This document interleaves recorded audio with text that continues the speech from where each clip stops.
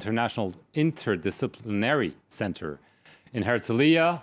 And also joining us this time via Skype and from Monaco, Anton Kozlov, who's an associate professor at the American Graduate School of International Diplomacy. Ziad Majed, obviously, there's been a lot of discussions in recent days about whether chemical weapons had been used, and this is really maybe bringing the issue of a regional war into focus.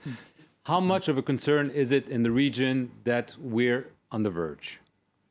Well, just one comment over the chemical weapon. I think it was unethical to consider that the only red line is chemical weapon, because so far close to 100,000 people were killed by knives, by airplanes, by missiles, by tanks. And I think this is not only a human tragedy, this is more than any red line.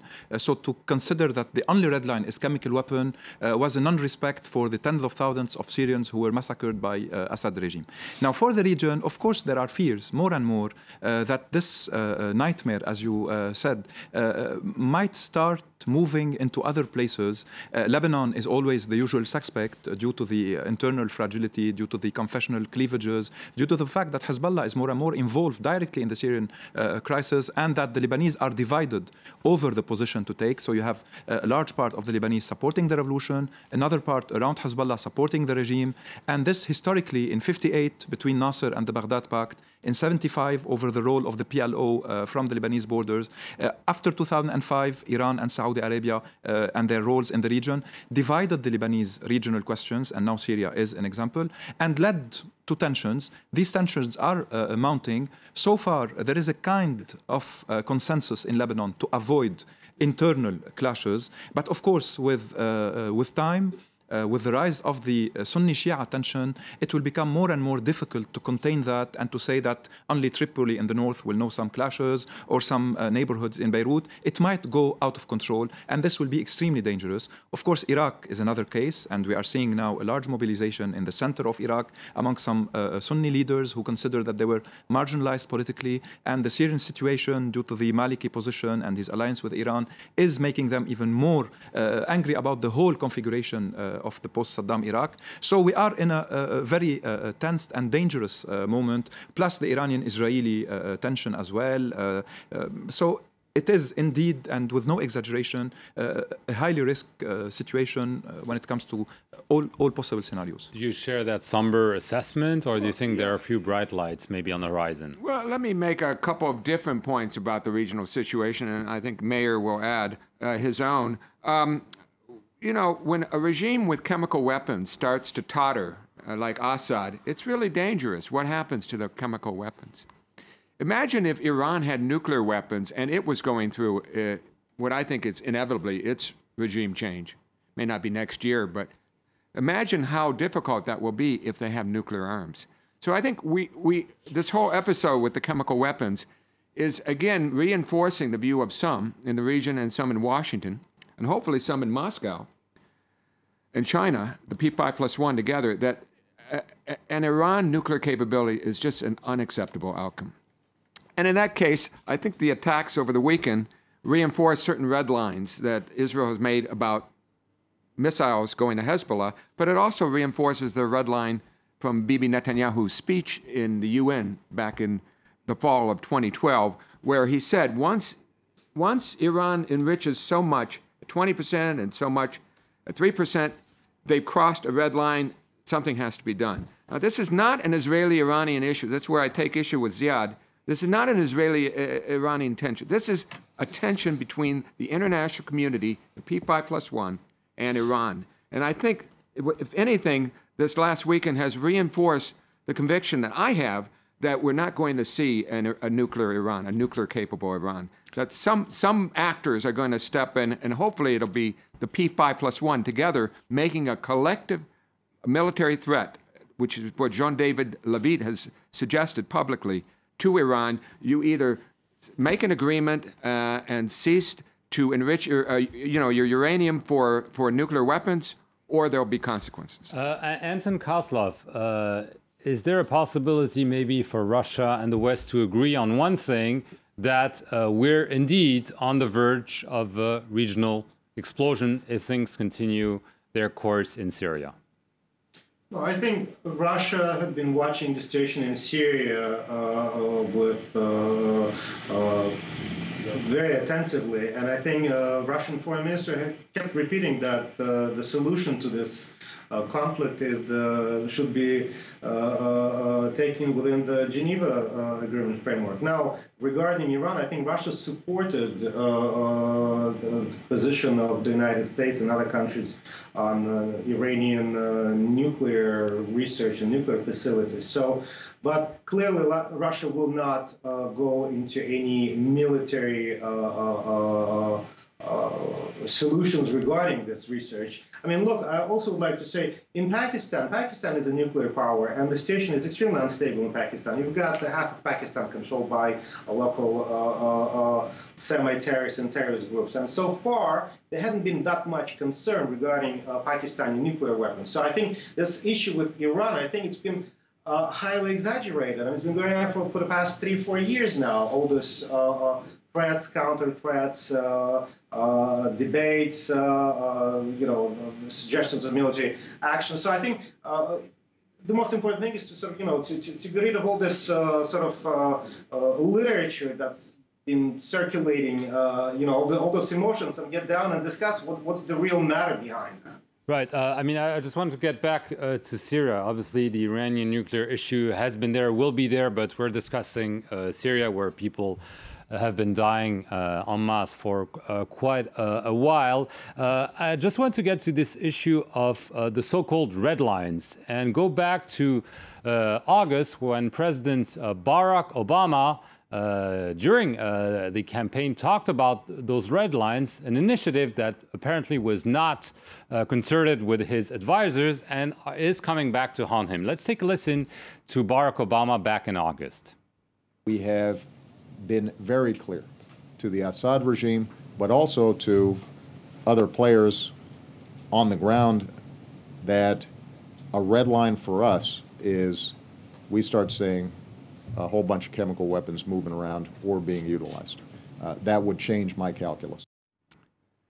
So, Ziad Majed, growing reports that chemical weapons have been used, claims that it was by the regime, counterclaims that it was maybe by the opposition, but seeming argument that they were indeed used. You have a red line. What do you do when you get to a red line and you don't act? Well, I think there are some proofs that it was used on different occasions. In the Ghouta around Damascus, a medical doctor and a Syrian intellectual witnessed, in fact, the arrival of one injured fighter in Jobar who received some gas. There were some documentaries, in fact, about Homs and Khan al-Assal in Aleppo, where also probably the regime used them.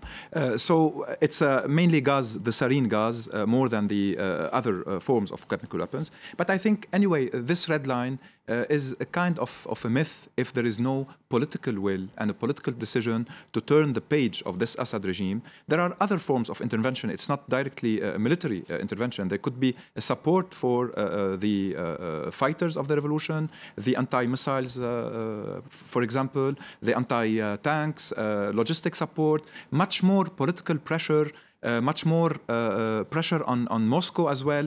There are lots of things that the international community... Barack Obama speaks in August. Is this happening? No, it's not happening yet. It's very slow. There are lots of hesitations, lots of considerations while people are dying. So I think the international community is not firm enough today. Meir Javendefar in Tel Aviv, your take on those red lines and what's being done about them? Some people say that President Obama made a mistake to set that red line. How can it be a mistake? America went into a war against Iraq to find out only that there was no weapons of mass destruction. Why? Because Saddam Hussein had used chemical weapons against his own people in Halabja, against the Iraqi Kurds and against Iranians, by the way. I used to live in Iran, and I remember that not only they attacked Iranian soldiers, they attacked Iranian civilians with chemical weapons on the border with Iran, and the world said nothing. So they said, okay, let's learn a lesson from that, so let's stop it from happening again. And then we had the whole Iraq fiasco. And now, to be honest with you, it's beyond belief that it's being used in Syria. Not only Israel has said it, the Turks are also saying it, and people are asking themselves whether we should show a strong reaction or not. This is completely, the whole system in the international community is becoming disjointed. Must be a red line for the entire international community. Gassing people today must carry a very heavy price, because not only it's a human rights crime, it also creates much instability. It also strengthens the voice of those who say that we should have more weapons of mass destruction in this region, because they say that by having it, we can deter other sides from using it against us in the future. So I'll give you an example. Let's just consider this. Today, the world is not going to show a reaction to Assad using chemical weapons against Sunnis in Syria. Okay, so let's just say tomorrow Syria is split up to different states. This is a very realistic scenario. So the Alawis are going to want to have their own weapons of mass destruction. Why? Because they're going to say, look, Assad used it against us. Sorry, the Sunnis are going to say, we want to have our own weapon of mass destruction because Assad uses it against us and the world didn't say anything. The world must react. This should be a red line for everybody, and it's not something that should be doubted. Okay, point taken. Jonathan Paris, there are lots of debates in Washington, pressure mounting on the Obama administration to do something. You draw a red line and then you stop at the line and you don't do anything? Mayor, I agree with the moral opprobrium, but look, if you're going to set a red line, it'd be better if you don't set the red line if you're not sure you're going to act when it's crossed. That's a serious problem. The United States I'm not representing the United States, no, but do you think but Obama I'm just saying, could act now? I'm not sure. I'm not sure. It's a very, very difficult Even if there's situation. not a red line, but America must act. I'm just saying it would have been smarter 6 months ago, 3 months ago, whenever that August, I think it was. Maybe it would have been smarter not to. You can condemn the use of chemical weapons, but to say it's a red line and then when it gets crossed and not use it, it sends the wrong signal. First of all, and second of all, it sends the wrong signal to Iran as to exactly what you mean about them sneaking across on the Iran nuclear capability. So I'm not happy with the situation. Anton Kozlov, what's your take on this dispute over chemical weapons, red lines? Well, I think from what I heard, it was the UN Commissioner Carlo Del Ponte that accused the rebels that there are apparently evidence pointing that they were the ones who used the sarin gas. Now, we know that all this evidence is highly circumstantial. I mean, we've been hearing accusations coming from Bashar al-Assad governments and from rebels, but we do not have any strong evidence that would point to Assad's use of chemical weapons. I think there is more evidence from what I saw online and elsewhere, and from my sources, is that the rebels have been trying to use. And I frankly would not really take Turkish statements or Israeli statements regarding this issue as very credible. So I think it's Obama will not act because he doesn't have any credible evidence, and he stated that. So. Ziad Majed, do you think? Can I just make one addition? Can I just quickly make one addition? And to Mr. Kozlov, that the United Nations investigative body on Syria has now backed away from the statement made by the lady from Italy. Her name escapes me at the moment. Carlo Del They say that they don't have any conclusive proof.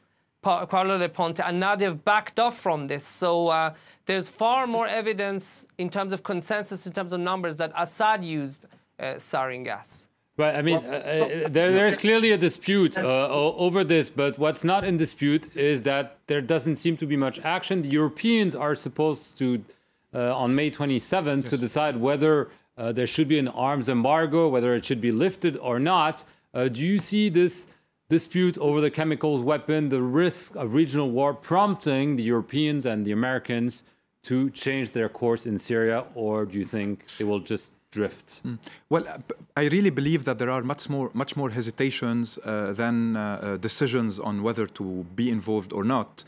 However, these kind of debates are sometimes playing the role of a pretext not to act and to keep saying that we're not sure, we still need some proofs. What the lady of the commission said was irresponsible because she said herself that they did not have any access to the Syrian territories. And then her colleagues withdrew and said what she said is a personal comment and does not reflect at all the UN Commission point of view. There are witnesses and in some Lebanese hospitals, doctors who wrote reports about the sarin gas used by the Assad regime. Nevertheless, it was said that we cannot prove that if we don't bring from the soil to see where this happened and to say who is responsible. So this is being a pretext, like other questions were also pretexts, minorities fear or the jihadists arriving. All of these do not change the real problem and the real question. A regime that is in place since 1970 that continues to massacre its own people with non-conventional, with conventional weapons, missiles, airplanes, knives, massacres, 4,000, 5,000 children already killed, and we are still debating over what is the red line and when we should act. I hope in May, the European Union, there is, it seems, some resistance by Germany and Sweden against the end of this embargo. I think they will be courageous enough and they will take their responsibility. And it is in the Western interest in that sense to tell the people in Syria that they are not left alone, because the fact that they are left alone can encourage radicalization, and we are more and more into feeling that the Syrians are abandoned, and the whole international community is only witnessing, with some condemnation and some declarations, an open sky massacre that started in 2011 and continues today in 2013. Jonathan Paris, quickly, do you agree that the international community is trying to find excuses not to act decisively in Syria? I'd like not to agree with Ziad, but I'm afraid that it's becoming pretty clear that the international community is not going to do too much, at least in the next weeks. I really do hope, though, that this stalemate can end, because, as Ziad said, so many people are being killed, innocent people, and I think the international community is too eager. Rightly, you know, the United States has just gone through 2 traumatic wars in Afghanistan and Iraq, with very little to show for it except trillions of dollars of cost and many injuries. But still, this is a humanitarian tragedy, and it's a geopolitical contest. And both those interests suggest a more robust U.S. involvement. I don't know how, but a more robust U.S. involvement than we've seen so far. Anton Kozlov, do you see the international community taking decisive steps or not? Well, decisive steps depending on what you mean by it. I mean, military intervention, no, but certainly France, England, and other powers may arm those Syrian rebels. I think it's certainly going to be a very big mistake to do so, because it's going to turn Syria into a complete humanitarian and geopolitical disaster. And therefore, I mean, I really think that people will try to resolve this diplomatically. Okay, we have to end it here. That's all we have time for. We'll obviously continue to follow the tragic situation in Syria. Thank you for watching this debate here on France 24. Stay tuned for business news. Thank you.